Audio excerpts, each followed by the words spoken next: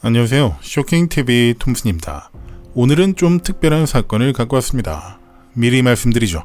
오늘 다룰 사건은 자료가 정말 거의 없습니다.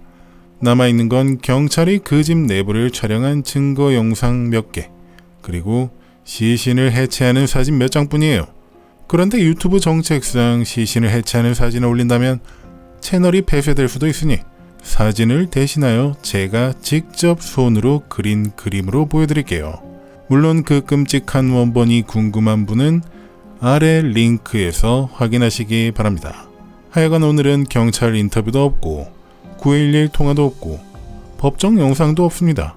그래서 오늘은 평소랑 다르게 제가 쭉 설명해드리는 방식으로만 진행될 거예요.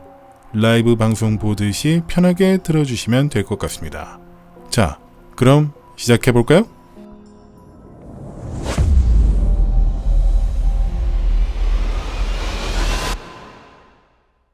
오늘의 주인공은 독일 사람입니다. 옆에 있는 사진에서처럼 멀쩡하게 생긴 평범한 중년 남성이죠. 이름은 아르민 마이베스. 언론에서는 그를 로텐부르크의 식인귀라고 불렀습니다. 독일어로는 데어 메츠거 마이스터, 그러니까 정육점 주인이라는 뜻의 별명도 붙었죠. 이 사건이 왜 그렇게 충격적이었는지 지금부터 하나씩 풀어볼게요. 아르민 마이베스는 1961년 12월 1일 독일 에센에서 태어났습니다. 1981년부터 1993년까지 독일군에서 부사관으로 복무했고요. 군 복무를 마친 뒤에는 IT 쪽 일을 했습니다. 컴퓨터 수리 기술자로 일했죠. 그가 살던 곳은 독일 중부 헤센주의 작은 마을인 로텐부르크였습니다. 이웃들 사이에서는 평판이 나쁘지 않았어요. 오히려 정중하고 예의 바른 사람으로 알려져 있었죠. 옆집 잔디도 깎아주고 차도 고쳐주고 말이죠. 전형적인 좋은 이웃 이미지였습니다. 그가 살던 집은 목조 뼈대가 그대로 드러난 오래된 독일식 전통 가옥이었는데 그 집에서 어머니와 함께 오랫동안 살았습니다. 군대 시절에도 로텐부르크 근처에 배치되면서 그는 집을 떠나지 않고 계속 출퇴근했다고 해요. 그러니까 사실상 평생을 어머니와 함께 그 집에서 산 셈입니다. 여기까지 들으면 그냥 평범한, 조금 내향적인 독일 중년 남성처럼 보이지 않나요? 그런데 이 사람의 머릿속에는 사춘기 시절부터 자라난 아주 어두운 환상이 있었습니다. 마이베스는 나중에 수사 과정에서 이렇게 진술했습니다. 자신은 어린 시절부터 사람을 먹는 데에 대한 환상을 갖고 있었고 그게 점점 강한 성적 집착으로 자라났다고요. 다른 사람을 먹는 것이 그 사람과 하나 되는 방법이라고 생각했다는 겁니다. 그리고 그는 어릴 때부터 마음속에 상상의 동생을 만들어냈는데 그 이름이 프랭키였습니다. 성인이 된 이후 인터넷이라는 새로운 세계가 열리면서 마이베스는 그 프랭키라는 이름으로 온라인에서 자신과 비슷한 환상을 가진 사람들을 찾아다니기 시작했습니다. 자, 여기서 잠깐 여러분 중에 야, 그런 환상을 가진 사람들이 모이는 커뮤니티가 진짜 있어? 라고 생각하실 수도 있는데 네, 있었습니다. 카니발리즘, 즉 식인 패티시를 가진 사람들이 모이는 포럼이 실제로 존재했고 마이베스는 거기서 적극적으로 활동했습니다. 그리고 그는 거기에 이런 광고를 올렸습니다. 18세에서 30세 사이 건강한 체격의 젊은 남성을 구합니다. 도살을 위해서. 이 표현 그대로입니다. 도살. 자기가 죽이고 자르고 먹을 사람을 구한다는 광고를 인터넷에 공개적으로 올린 거예요. 여러분, 상상이 가시나요? 이런 광고에 답장이 올 거라고 생각하셨나요? 아니라고요? 그런데 놀랍게도 답장이 왔습니다.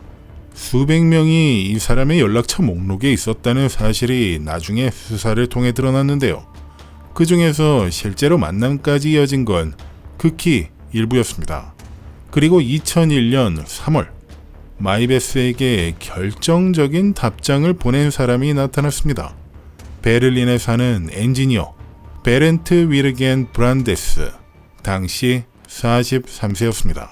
브란데스는 마이베스의 광고를 보고 답장을 보냈습니다. 자기도 그런 환상이 있다고요. 자기를 도살해달라고요. 그런데 여러분, 여기서 정말 이해하기 어려운 부분이 나옵니다. 이건 단순히 죽임을 당하는 걸 받아들인 정도가 아니었습니다. 브란데스는 적극적으로 자기가 죽어가는 과정에 참여하길 원했습니다.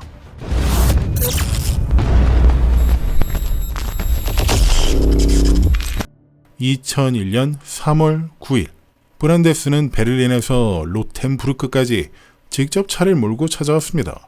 마이베스의 집, 그 오래된 목조 가옥으로요. 그 집에는 마이베스가 미리 준비해 놓은 방이 있었습니다.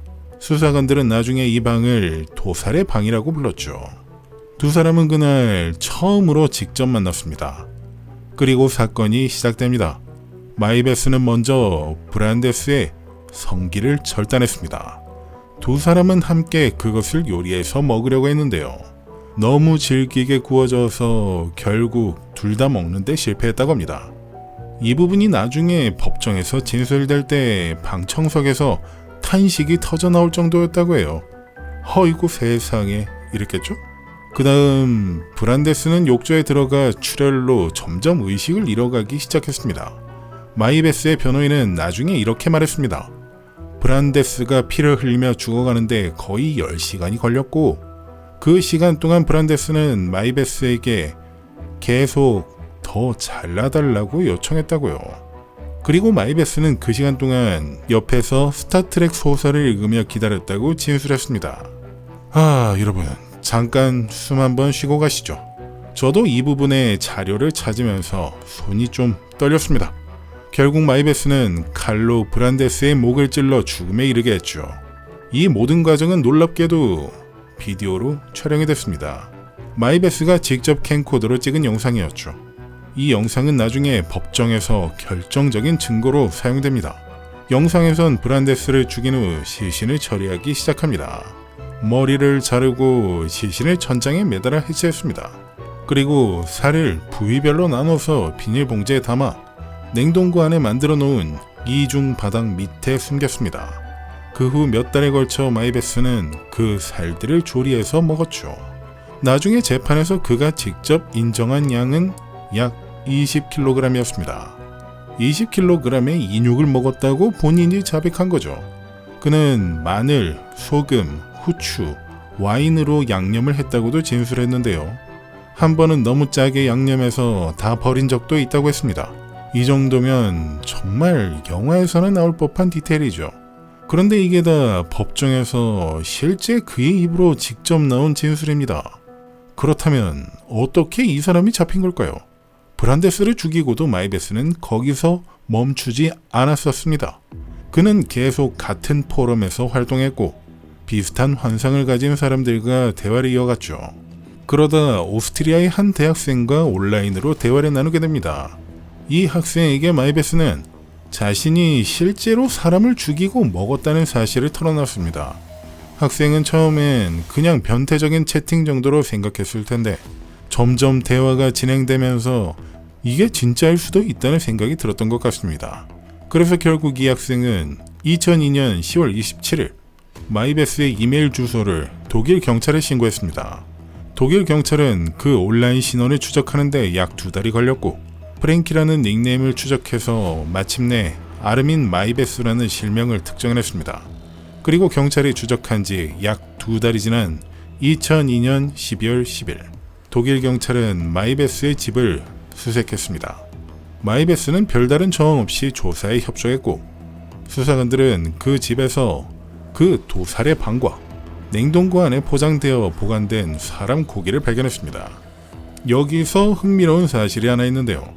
처음 그 냉동고를 열었을 때 수사관들은 그 안에 있던 포장된 고기 덩어리들을 보고도 바로 사람의 살이라고 인지하지 못했다고 합니다. 그만큼 정교하게 마치 정육점에서 포장된 고기처럼 보관되어 있었다는 거죠. 법의학 검사를 거쳐서야 비로소 그게 인육이라는 게 확인됐습니다. 그날 조사에서 마이베스는 모든 걸 순순히 자백했습니다. 오스트리아 학생과의 대화 내용도 인정했고 자신이 광고에 적은 대로 동의가 있는 사람을 죽일 의향이 있었다는 것도 인정했습니다. 그리고 재판은 2003년 12월 3일 독일 카셀에서 시작됐습니다.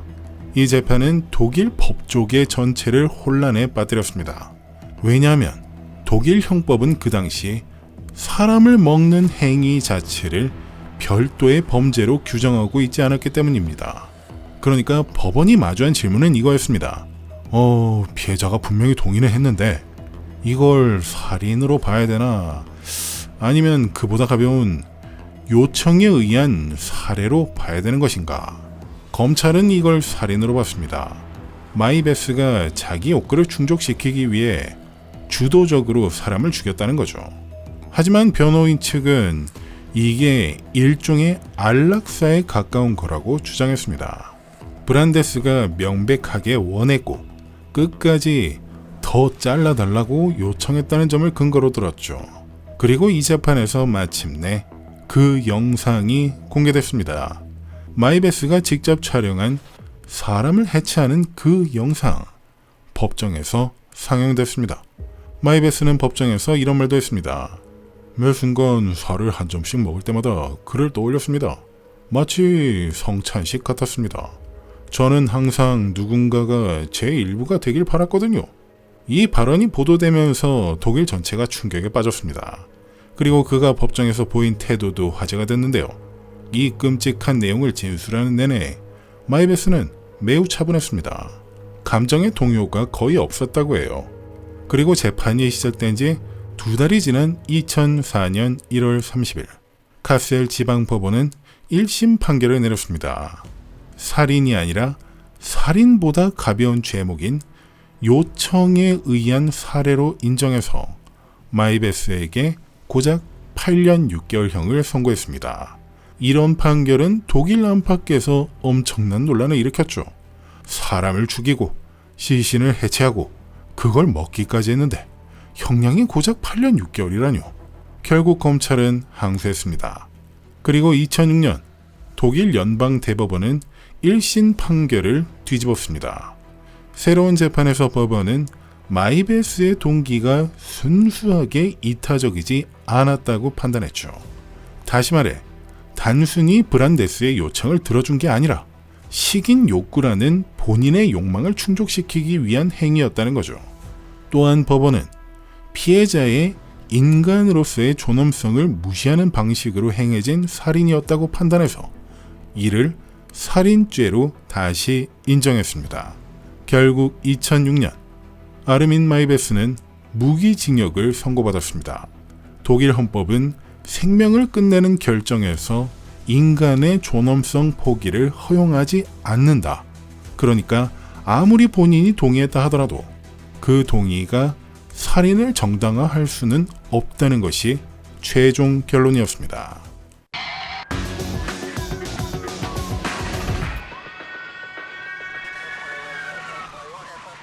그럼 마이베스는 지금 어떻게 됐을까요? 여전히 수감 중입니다. 흥미로운 점은 수감 중에 그가 베지테리언, 채식주의자로 전향했다고 알려져 있다는 겁니다. 심리평가와 인터뷰를 통해 자신의 행동을 되돌아보는 모습도 보였다고 하고요. 실제로 한 다큐멘터리 제작진과의 인터뷰에서 자신이 약 20kg의 인육을 먹었다고 직접 밝히기도 했습니다. 여러분, 오늘 사건은 정말 다른 사건들과는 결이 많이 달랐습니다. 자료가 거의 없어서 평소처럼 생생한 영상이나 인터뷰를 보여드리진 못했지만 이 사건 자체가 가진 충격, 그리고 법적으로도 전례가 없던 사건이라는 점에서 한 번쯤 다뤄볼 가치가 있다고 생각했습니다. 가장 무서운 건 이게 단순히 한 사람의 광기로 끝난 게 아니라는 점입니다. 마이베스의 연락처 목록에는 수백 명이 있었습니다. 비슷한 환상을 가진 사람들이 인터넷이라는 공간 안에서 서로를 찾고 있었던 거죠. 그리고 그중 단 한 사람이 그 환상을 현실로 만들 의지와 기회를 갖게 됐던 겁니다. 여러분은 오늘 사건 어떻게 보셨나요? 댓글로 의견을 한번 남겨보시죠. 오늘도 끝까지 함께 해주셔서 감사합니다. 저는 쇼킹TV 톰슨이었고요. 다음 영상에서 또 만났으면 좋겠네요. 안녕히 계세요.